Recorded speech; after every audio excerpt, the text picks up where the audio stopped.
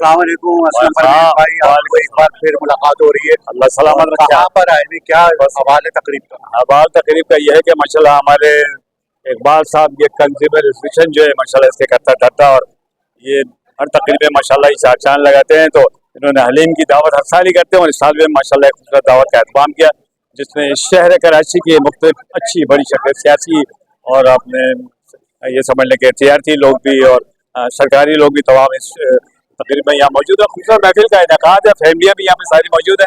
और ये असल में मकसद है कि खाली ये हलीम खाना ये चखने के लिए हम यहाँ या हम अपनी मोहब्बत को तकसीम करने आए, मोहब्बतें लेने और बांटने के लिए हम आते हैं। कराची के असल में मैं हमेशा तकरीब में कहा करता हूँ, बल्कि मैं मीडिया में बैठ के कहा करता हूँ कि कराची वो शहर है पाकिस्तान की, इसकी सुबह भी दूसरे शहरों से मुख्तलिफ होती है, शाम भी मुख्तलिफ होती है, और इसका हर प्रोग्राम जो है ना इस शहर का दुनिया के पाकिस्तान के दूसरे शहरों से बिल्कुल मुख्तलिफ होता है।